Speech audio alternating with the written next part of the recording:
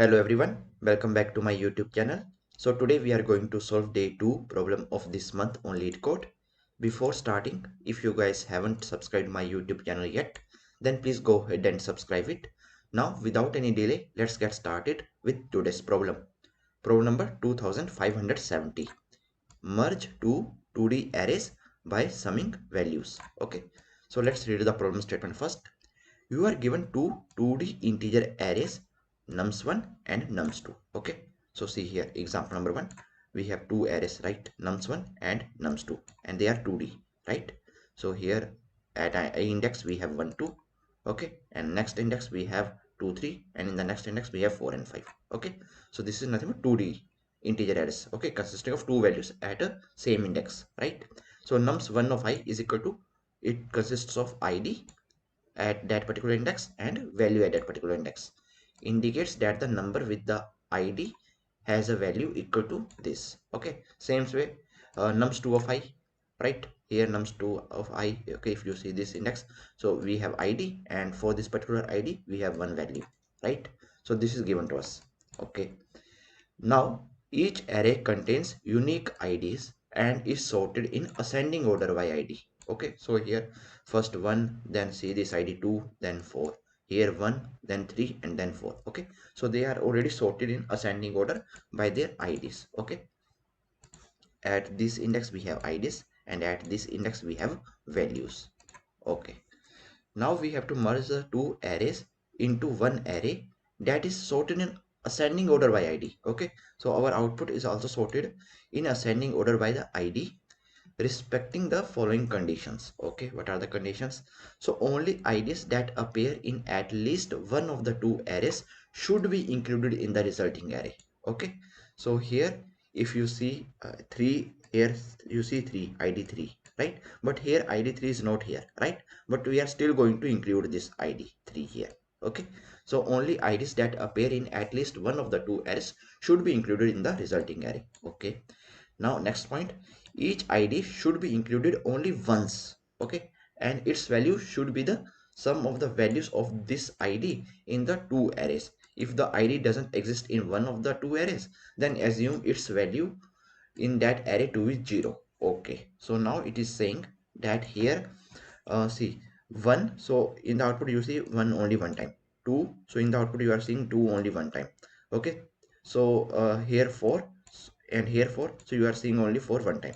And here if any id is not available, so we are going to treat that as 3, and I'm going to store the value of this one as 0. Okay, so if the id doesn't exist in one of the two arrays, then assume its value in the that array to be 0. Okay, so in this I'm just going to assume that this value is 0. Okay, so now here for 1 we have value 2, and here for 1 we have value 4. Okay, so I'm just going to the summation of this. So 2 plus 4 is 6, so that is why 1 6. So here 2's value is 3, and here in this case 2 is not here, so I'm going to treat it this value as 0. Okay, so 2's value 3 only. Okay, then here 3's value is 2, and here 3's value is 0, so I'm going to store the 3's value as 2. And okay, and here 4 values 5, and here 4 values 1. Okay, so summation of this 5 plus 1 I will get 6. So this is going to be my output. Okay, so I hope that you guys are clear. We have to return the resulting array. The returned array must be sorted in ascending order by id. All right, okay, this is done. Same way this is example 2 here. So here 1 4, and here if you see we don't have 1, so I'm going to treat this as 1 0, and I are going to treat 4 as 4 0. Okay, same way here you are going to treat 2 as 0. Okay, and then you are going to treat 3 value is 0. Okay, and you are going to treat the 5 id value as 0. Okay, and then just you are going to return the output 1 3 2 4 3 6 4 3 5 5. Okay, there are no common IDs, so we just include each ID with its value in the resulting list. Okay, so it's very easy, right? Now see the constant size, it's very small here. Okay, constant size is very small, and the both arrays contains unique IDs, and both arrays are in strictly ascending order by ID. Okay, so this property is very important. Both arrays are already in strictly ascending order now, so I'm going to use this property. Okay, so now how I'm going to solve this problem, let's see that. Okay, now see this same example. All right, so here first I'm at this particular index. Okay, I'm going to first check this value only, right? So here I will compare this value with this value, so both are same. So if both are same, So what I'm going to do, I'm going to create one array list, and in that array list I'm going to store this id, which is same for both. And here in the next part I'm going to do the summation of this. So 4 plus 2 6, so I'm going to store this in my result array. Okay, this array list. All right, next time I move to this and I move to this here. Okay, now here if you see, this value is smaller, this 2 is smaller. Okay, and we already know that they are already in increasing order. Okay, and here this value is 3, so definitely this id is not present here, right? Because this is already in increasing order, this is also in increasing order. So what I'm going to do in this case, this value is smaller, so for this value I am going to store the id and the value. Okay, and for this particular array only I'm going to increment the my index. So for this I reach here. Now here 4 and 5, and here we have 3 and 2. So out of these two, this is small, so I'm going to add 3 by 2 here.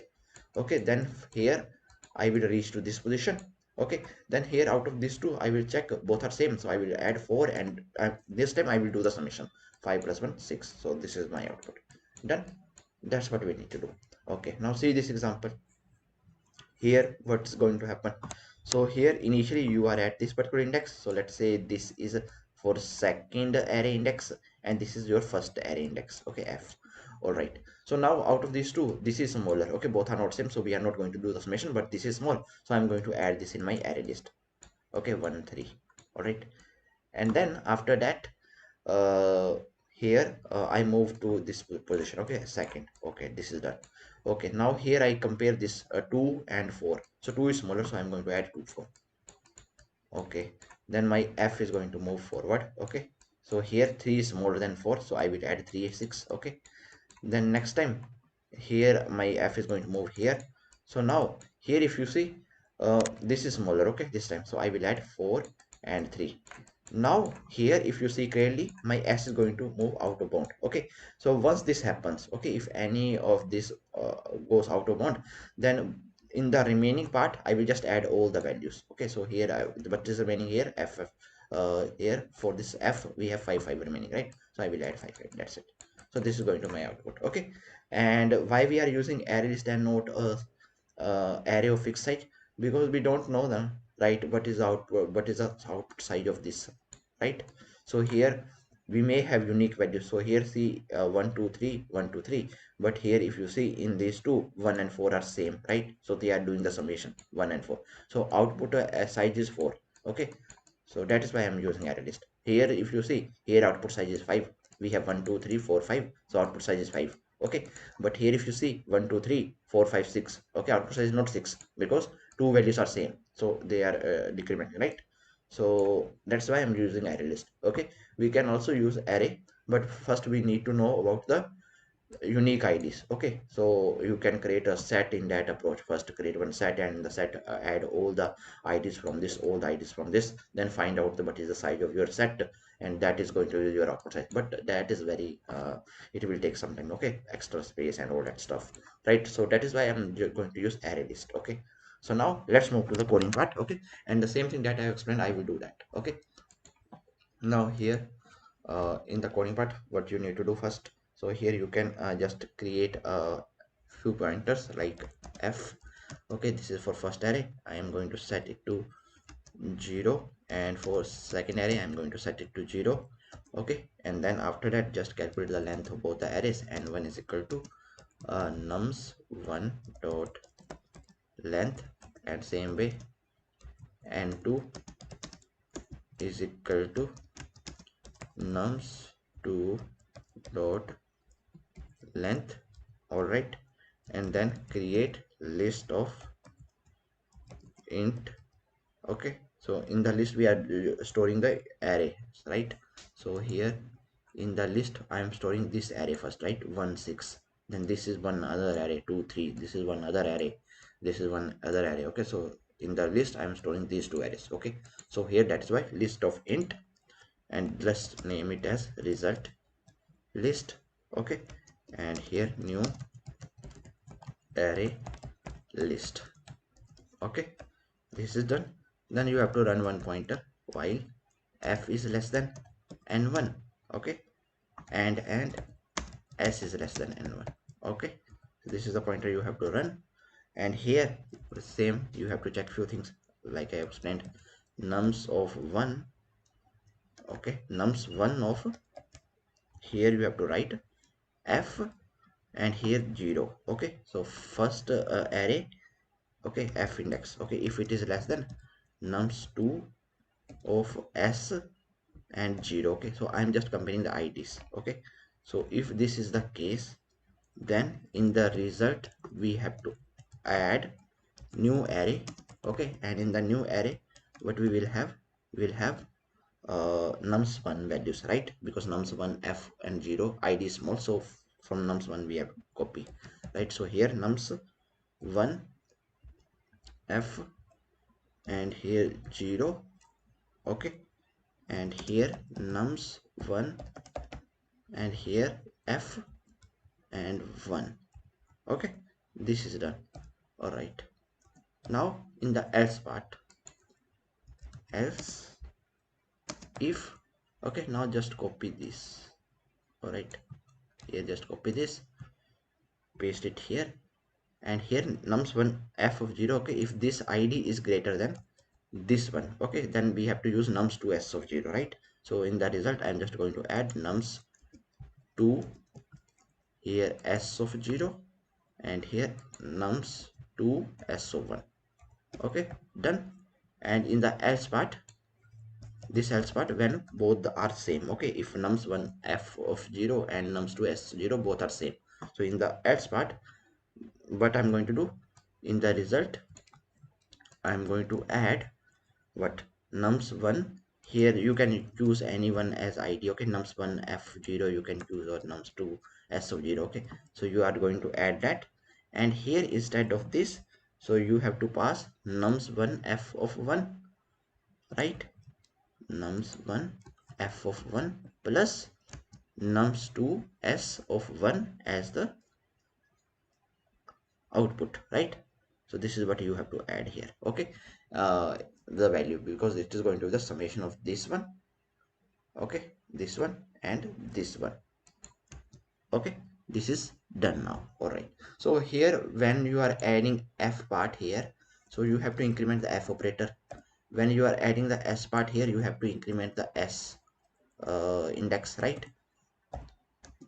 Okay, and when you are adding both, okay, both are same, so you have to move your f index and s index one step forward, right? So this is what basic things that we have to do, right? So now this is done.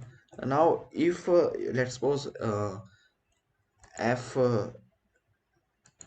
there are still some numbers which are empty in one array. Okay, so like in this case we have completely covered this. Okay, but we are still, there are few numbers which are left out in this, right? Because I'm using the and conditions here now, right? So here f is less than and s is should be less than n2. Okay, this should be n2. All right, this is for nums2, right? So if anyone reaches out of one, so we are stopping now. So we have to add the remainings from other array. Okay, if there are still any remaining portions, right?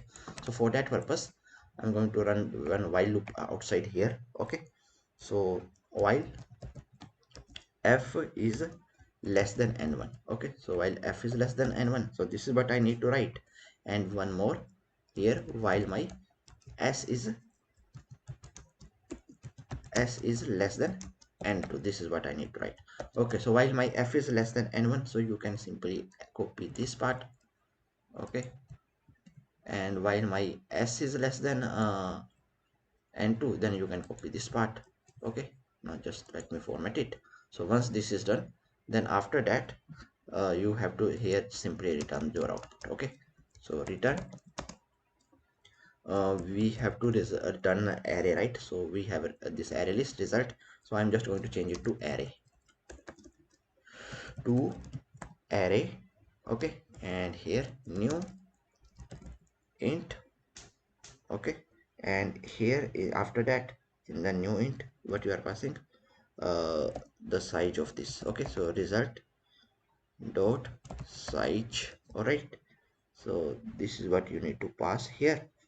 Okay, result dot size. All right, here like this. Okay, done. Okay, so in this you are passing new int, then result dot size. Okay, and here you have to write like this. Now it should be like this. Okay. Now it looks good. Okay, so this is done. Okay, so in the result we are just going to change it to array. Okay, and here I think we have missed a few things. No, we have added that. Okay, nice. All right, so here this is done. Now let's run the code and see if the encodation will try to fix that. Okay, so all the test cases has been accepted. Now let's submit it.